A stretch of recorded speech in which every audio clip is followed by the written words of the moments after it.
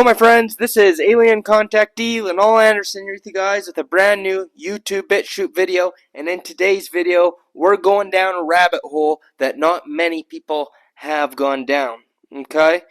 And it comes down to the identity of the Antichrist, alright? You always hear people making their guesses on who they think the Antichrist is. They're always saying it's people like, oh, I've heard Barack Obama. Some people still think he's going to make a comeback. They'll say it's the Pope, Francis there. Donald Trump, of course. You always hear that one. People know my opinion on who I think the male Antichrist will be, and that's his son, Barron Trump. Oh yeah, we're going to be talking about Barron in today's video as well. But how come nobody ever mentions any females? Okay? Because there is going to be a male Antichrist, the man of sin, yes, but one thing that people forget is there's going to be a female Antichrist as well. And who's this female Antichrist going to be? We're going to get to that in today's video and look at some evidence of a female Antichrist appearing on the scene. That's right, my friends. So today's video is going to be a good one, alright? So before we get started, I'm just going to ask you guys to hit that subscribe button. As I say, subscribe to survive. And also, smash the like button. Helps old Linol out with the algorithms. So before we begin this, I just want to make a disclaimer. We're going to be looking at the exoteric events of all these things, okay? Exoteric, not the esoteric, because a lot of these things that we're going to be talking about have esoteric meanings, like more spiritual, hidden meanings, okay?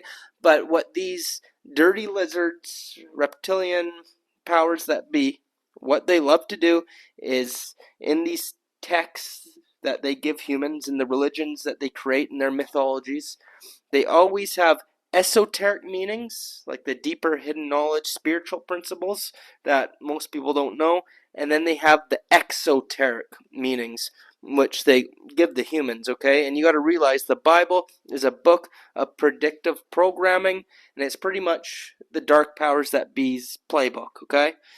And they always like to carry out these certain rituals using people that we have today as representations of these biblical characters to carry out their self-fulfilled prophecies that end up taking place. That's why a lot of people are looking towards the Antichrist, an actual figure to appear on the world scene. Okay? So a lot of these biblical characters are going to physically manifest because it's all part of the playbook. Alright? And what it comes down to is it's this group of reincarnating reptilian shapeshifters, in my opinion, non-human entities who keep reincarnating at the end of every cycle as these gods or these certain entities, okay, or people, to carry out these prophecies. But it's the same beings who keep reincarnating into different characters, okay? And we're going to take a look at all those examples. So biblically speaking, never forget that the Bible says itself that there are many antichrists, not just one. Take a look.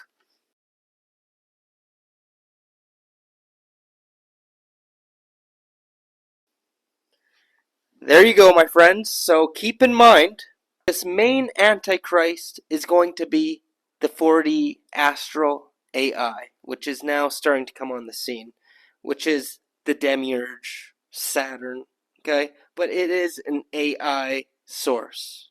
But then you will have physical manifestations. Be the salesman of this AI and the new simulation they're trying to switch humanity into. So you will have this main man of sin, male Antichrist, okay? But you're also going to have the female counterpart, and that is going to be the whore of Babylon. That's right. Take a look at this scripture.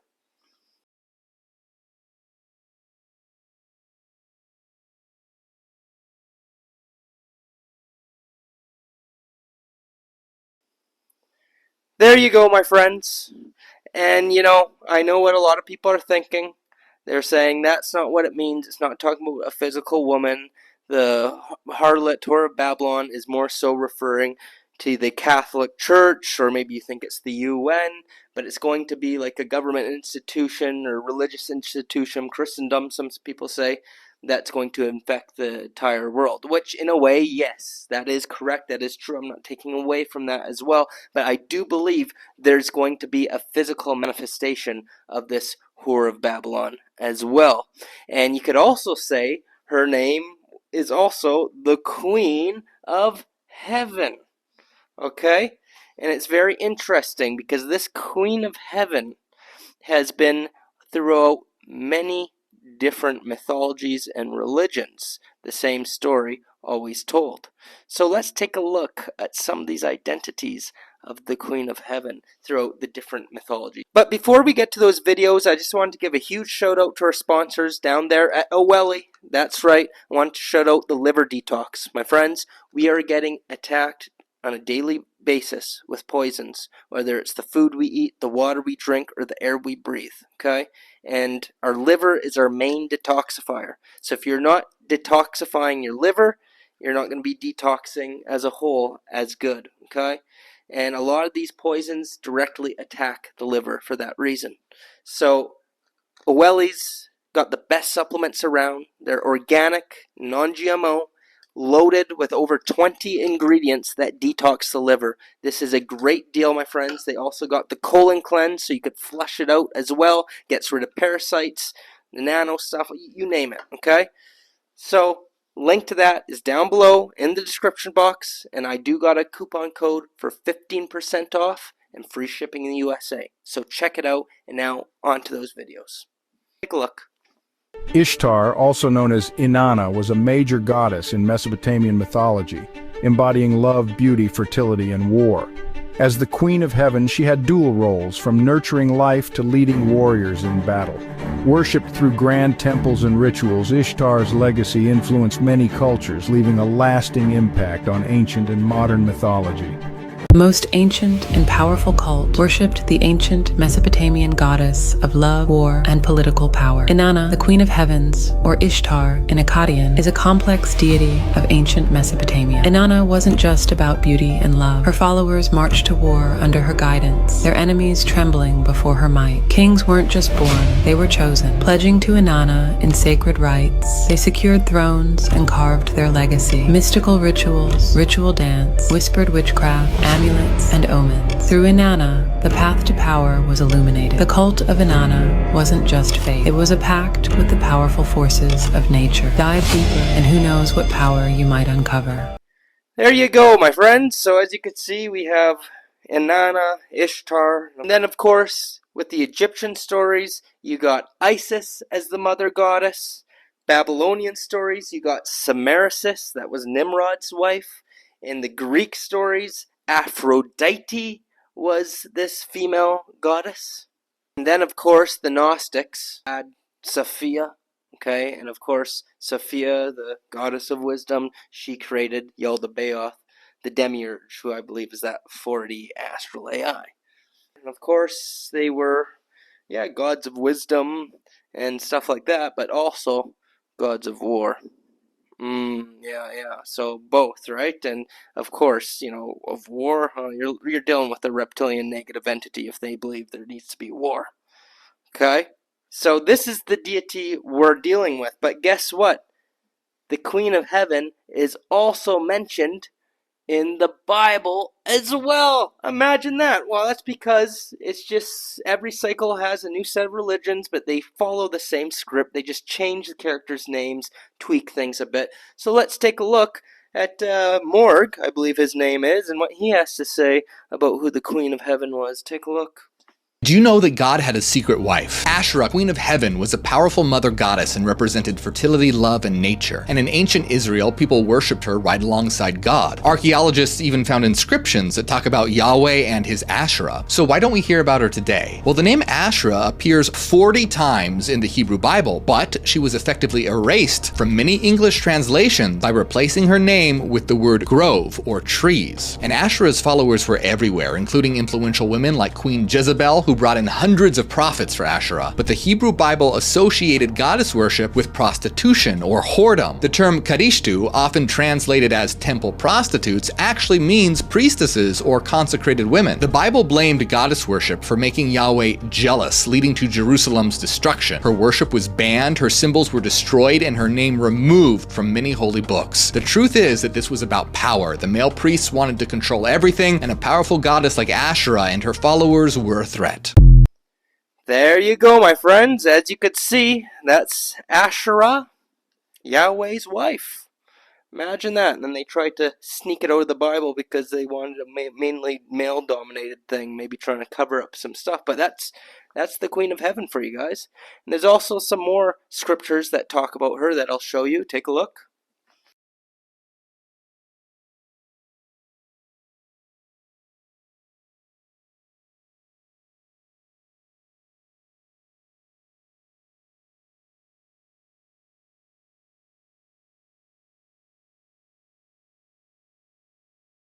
There you have it, my friends.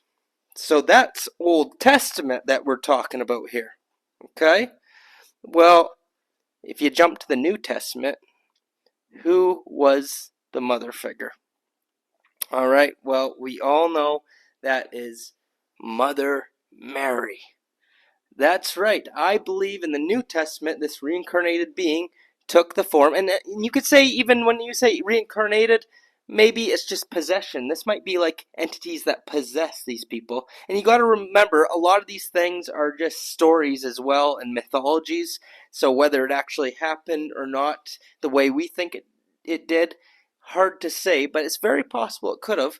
But yes, that would have been Mary, okay? Mother Mary, which we know the Catholic Church loves to worship Mother Mary. They're big on Mother Mary worship.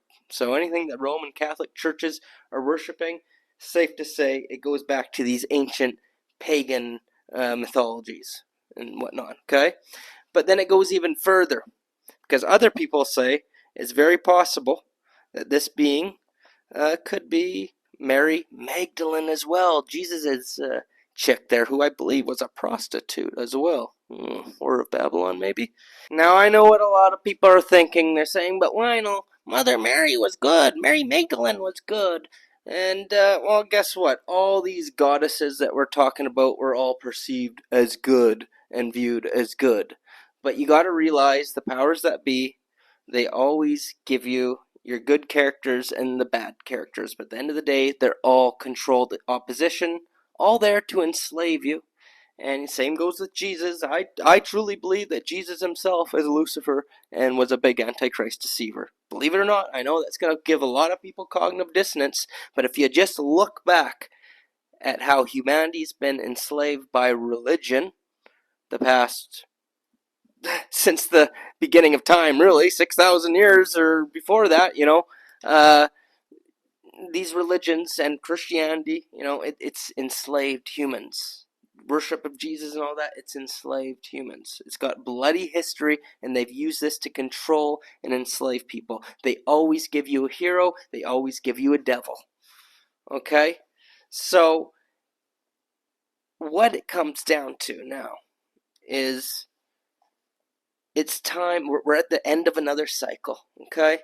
And it's time for the main Antichrist to step on the world stage and to deceive the world once again as they try and transfer humanity into a new simulation, which will have a new one world religion and, an N.W.O, okay? They always come out with their new religions. That's why you got so many of these religions and mythologies, because it rises, falls, rises, falls. Great Matrix reset, great Matrix reset. Then they come up with the same story. They just change the names and tweak the stories a bit. But you'll have another female goddess and a male god and a savior. They always got to have their savior. Okay, so the savior, of course, will be the male Antichrist. And little less known, there's going to be a female Antichrist as well. So let's get into who that's going to be.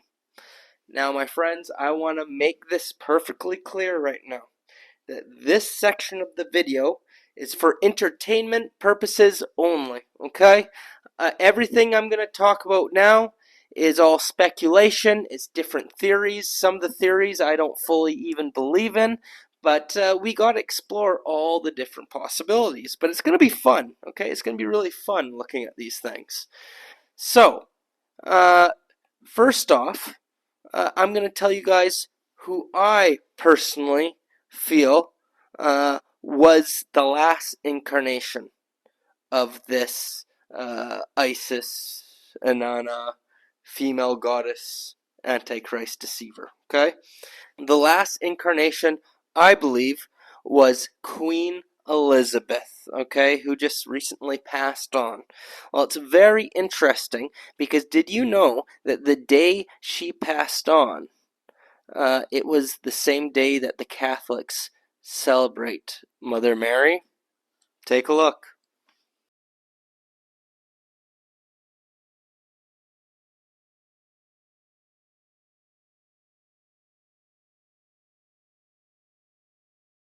That's right, I made a video on it the day it happened, but yeah, it was a ritual, okay? I decoded the whole thing in my video that I had there.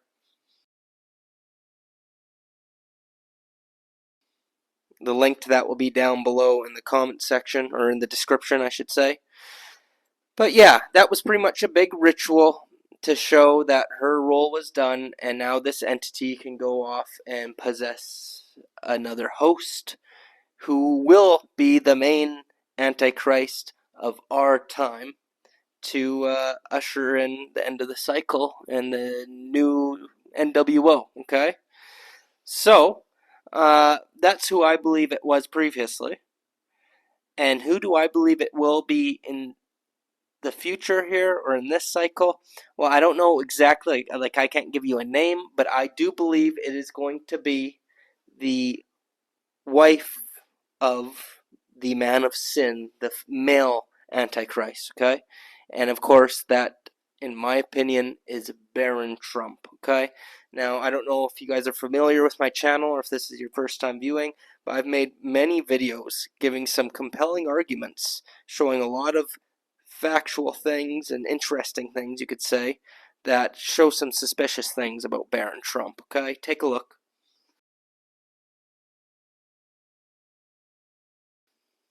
That's right, that video will also be in the description below, so you guys can check that out. But I do believe in the coming years, he's going to step into a major role that he's already being groomed for. There are already a lot of people saying they want him as the next president enough whenever Trump is done, which I know he's still young, but eventually a lot of people want him as president, and even Trump at his rallies have been hinting towards that, okay? Getting people amped up about Barron. Okay, I've made a lot of good points in that video that I talked about, so definitely check it out. So I believe this female Antichrist will be whoever his wife is going to be. Okay? I've channeled it as well, and this is what my channeling came up with. But like I said, I'm open to other ideas and other possibilities as well. You know, maybe it's his sister. Okay, which would be Ivanka Trump, because, you know, she's married to Jared Kushner. That guy's a pretty evil globalist, if you ask me. And she's also with the WEF. She's a young global leader.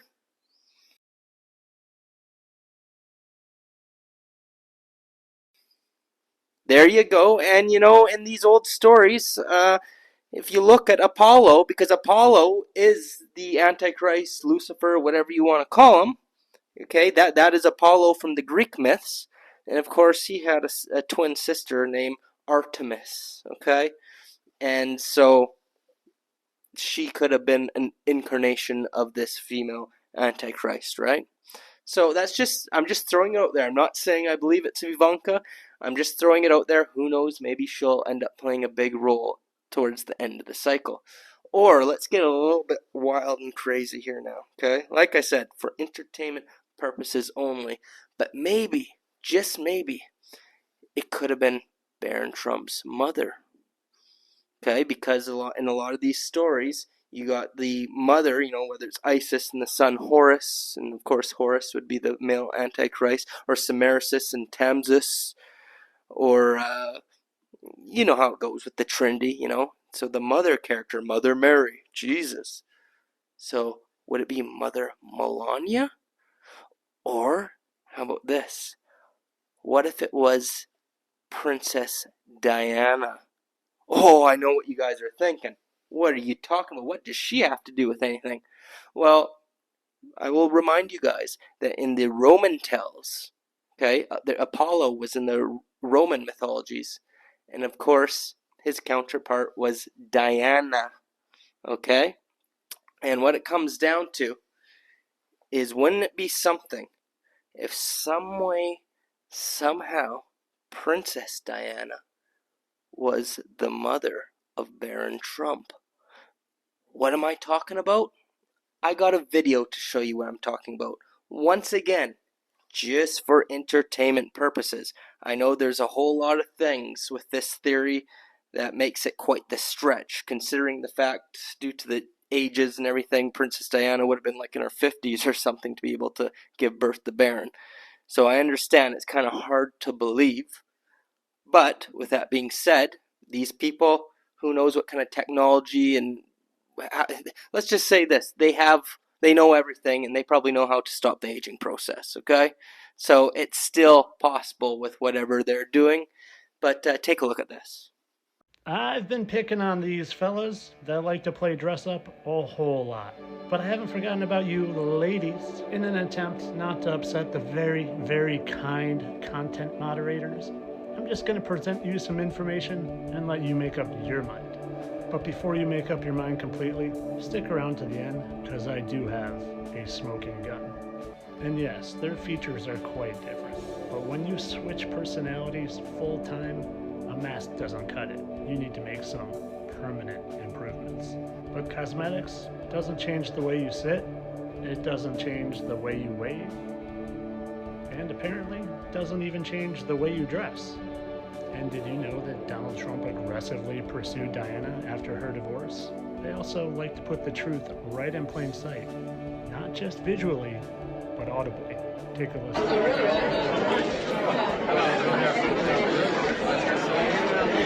Mr. and Mrs. Trump? Mr. and Mrs. Trump? Have you ever taken a look at what Baron Trump looks like? He resembles someone an awful lot. Gotta just be a coincidence, though.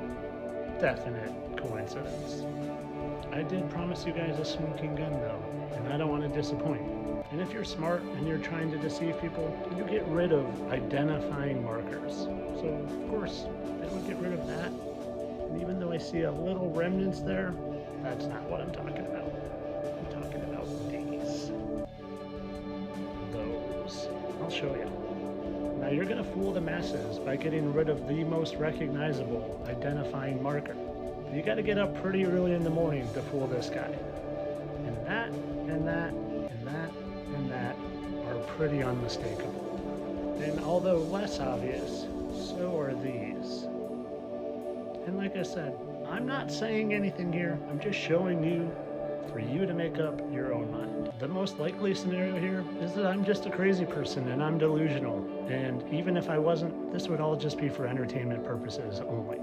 I don't really think people would go through the trouble of faking someone's death and doing plastic surgery and all of that just to fool people and just to make people not know what's going on in the real world. And definitely not to control them, all for entertainment purposes only. Wild stuff, right, my friends?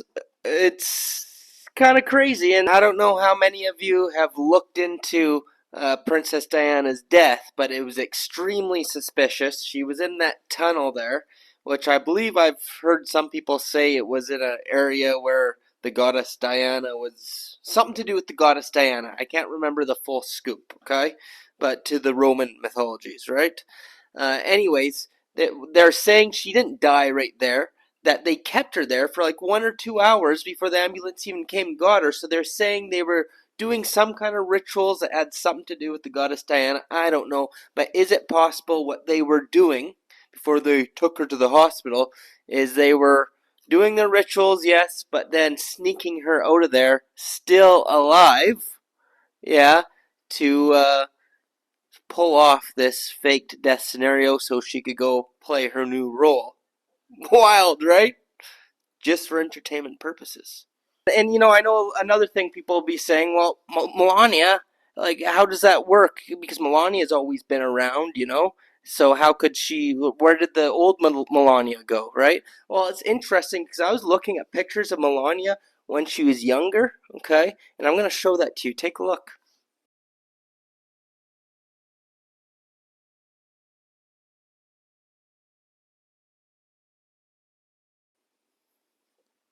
There you go. So that's Melania before she was a Trump. Does that look like the Melania you see today? It kind of looks like a different person, doesn't it?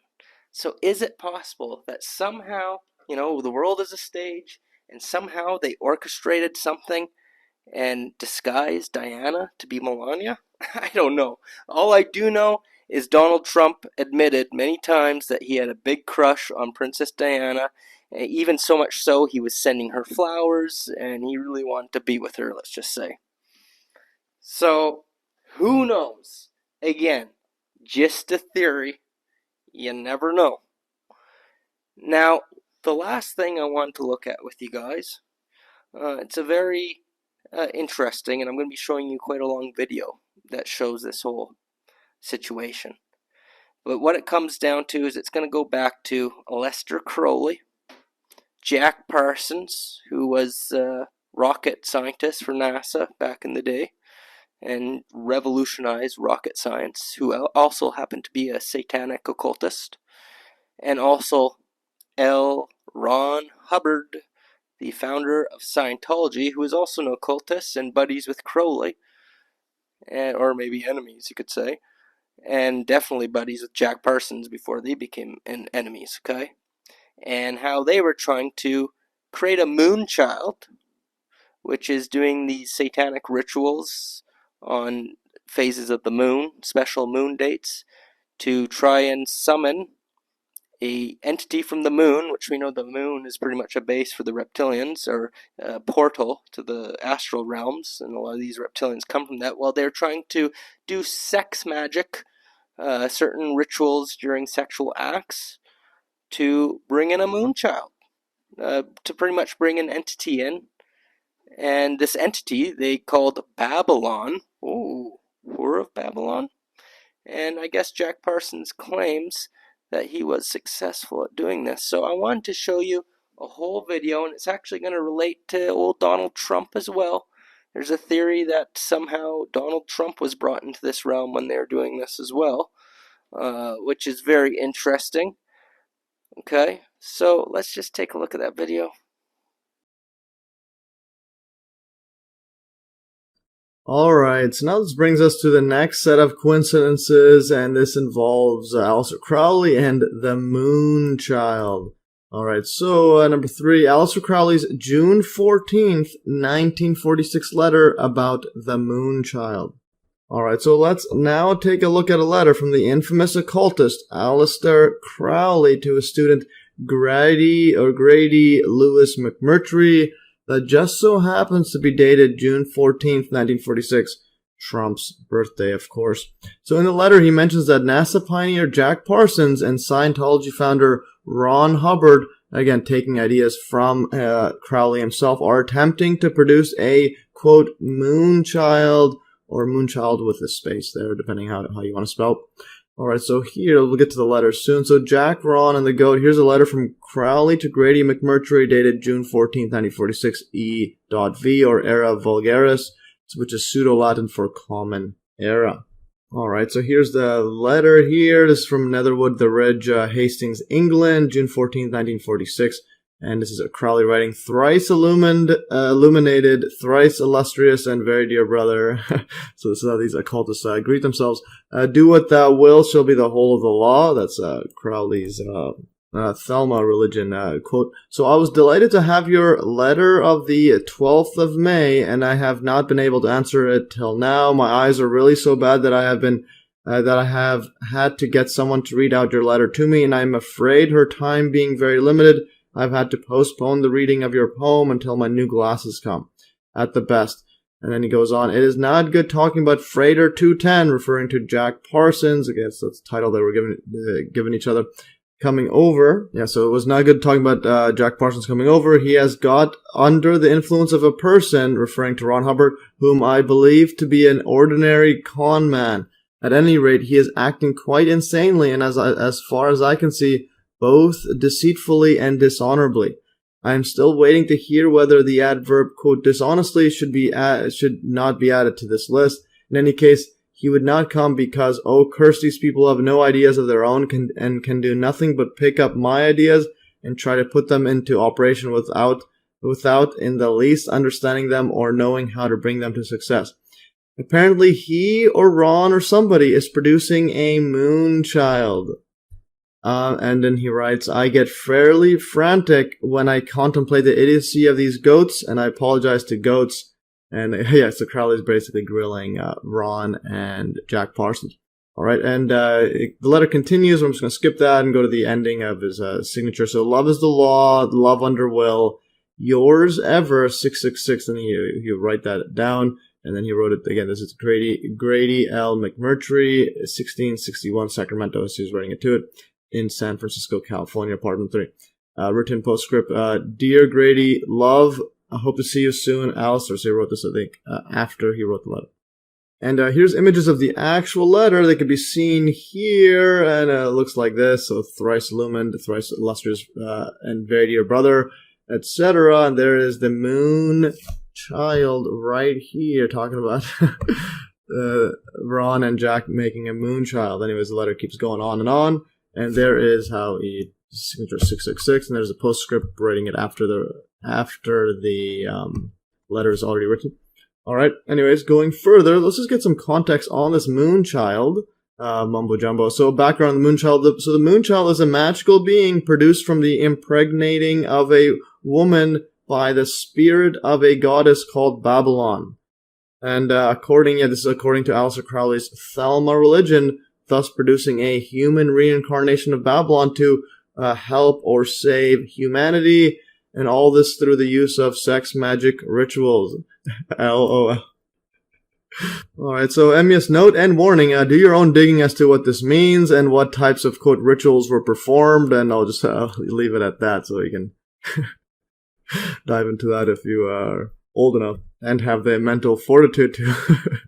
Alright, so now let's read some more info on this Babylon working on this Moonchild production setup and the people behind us, Jack Parsons and Ron Hubbard and the Babylon working. So from January to March 1946, again, this is the birth year of Donald Trump, NASA pioneer Jack Parsons and Scientology founder L. Ron Hubbard undertook the Babylon working, which was a series of magical rituals in Pasadena, California, to manifest the Moonchild, aka individual incarnation of the Babylon goddess, into the world as per Crowley's writings, of which a similar project was in his 1917 novel Moonchild.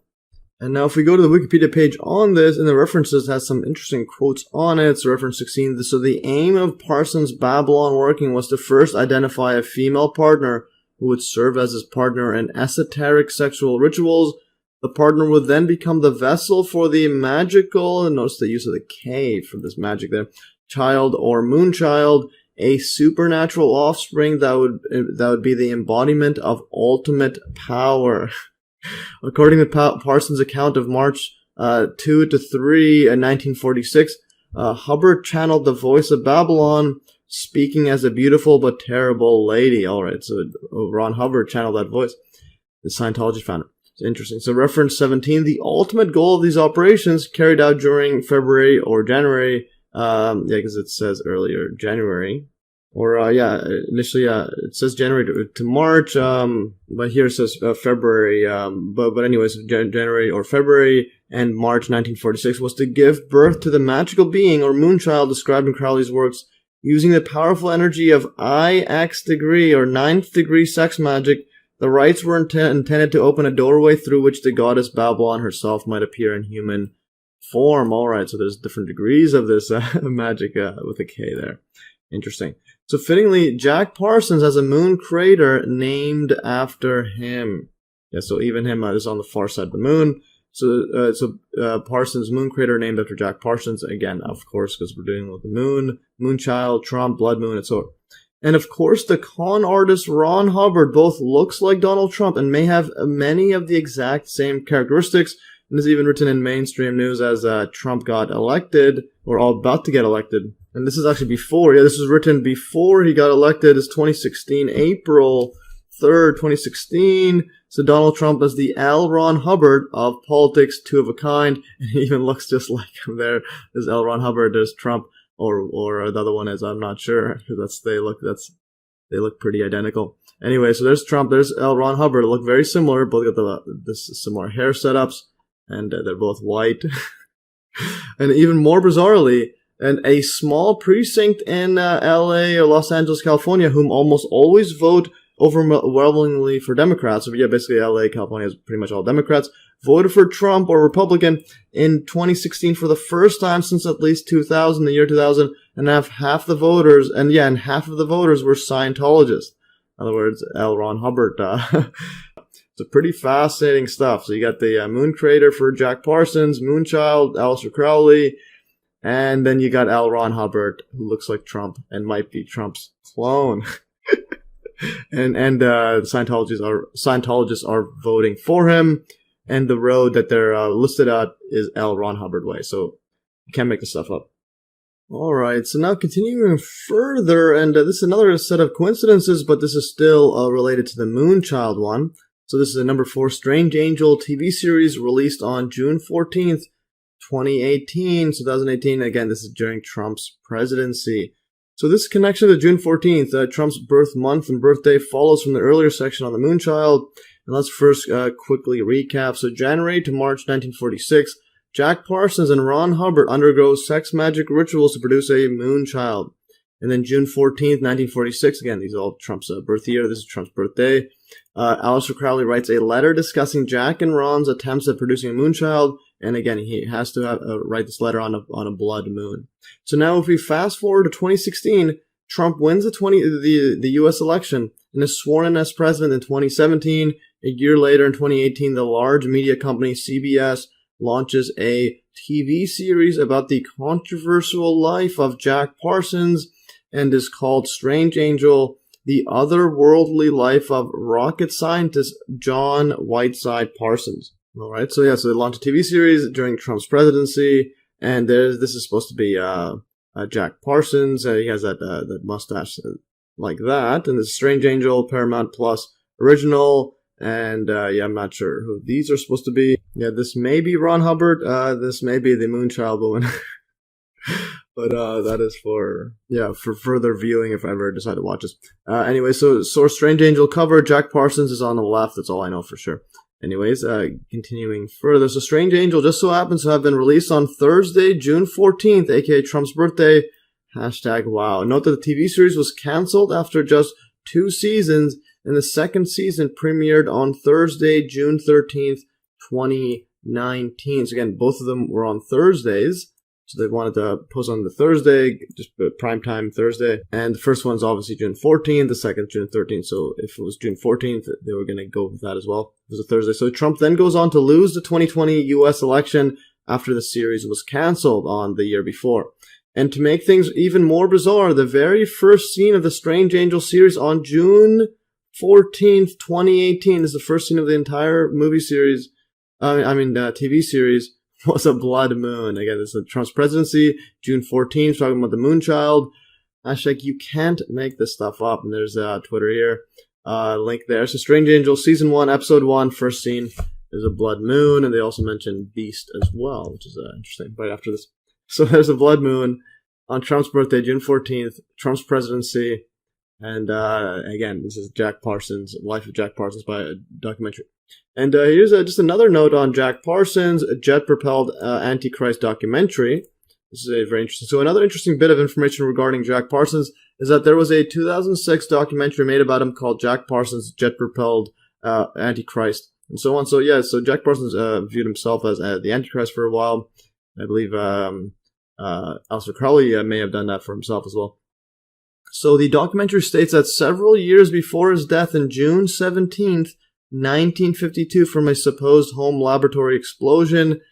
He had written to Aleister Crowley saying he will be blown away when Babylon, whom is quote, incarnate in the earth today, on the hour Babylon makes her, quote, proper manifestation. And I'll read that full quote soon from this documentary on Jack Parsons. Again, he writes a few years before his death to Aleister Crowley and pretty much predicts his, or foreshadows his death. So Jack Parsons, jet-propelled Antichrist. It's a very interesting design here. Jack Parsons is that mustache there.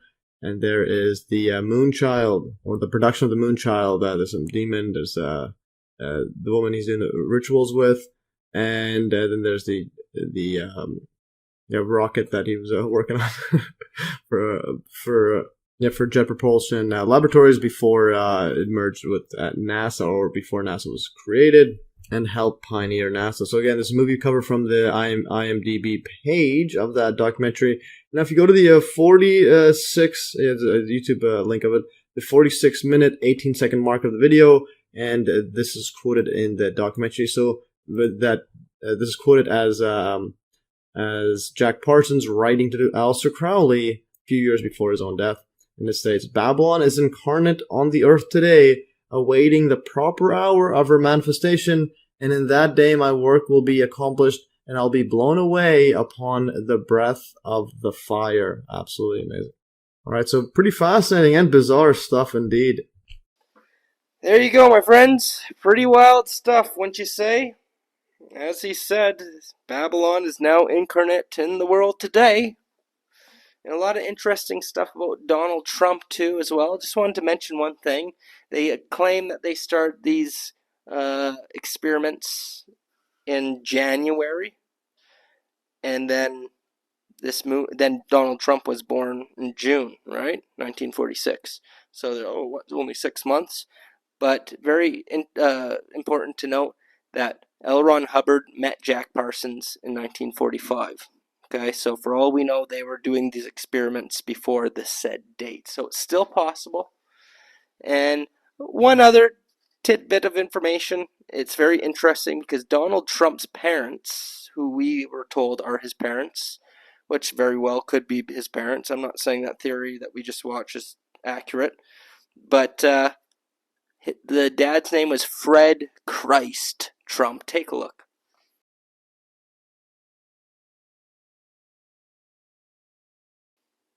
There you go. And of course, his mother was Mother Mary Trump.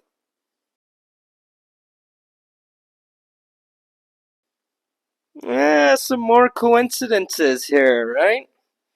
It's all very weird, wacky, and wild, if you ask me.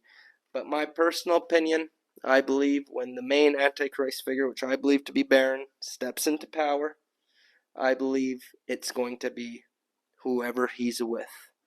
And I believe the two of them, okay?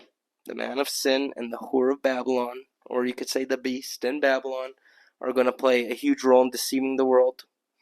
Already Trump has half the world, Don Trump has half the world deceived and thinking he's some kind of savior. But that's only half. A lot of people hate him too. But I think Baron is going to be loved by everyone. And I think he's going to be a power couple. Okay? With whoever he's with. Okay? So time will tell, my friends. But all I do know is this is all going to play out. And you cannot forget about the female Antichrist, satanic, reptilian, demonic, deceiver, the Jezebel, whatever you want to call her. Can't forget about her, okay? It's a rabbit hole you guys gotta go down, okay? So that's it for today's video, and I hope you guys enjoyed it. I'd love to hear what you guys think, so please leave a comment down below. And of course, if you enjoyed today's video, as I say, subscribe to survive. I hope I earned a sub from you. And hey, I'm on the website Buy Me a Coffee, so if you'd like to buy me a coffee for my efforts to bring you this information to help support the channel, it'd be much appreciated. The link to that website is down below in the description, and of course, I will even send you some free exclusive videos you don't get anywhere else to your email as a thank you. Some of my Patreon videos I have, okay? Because I always like to give back. But what means the most is just hearing your guys' feedback and the subscription and the like. Okay, my friends? That's it for today's video. Until next time, old Linol signing off. You guys have yourselves a good one.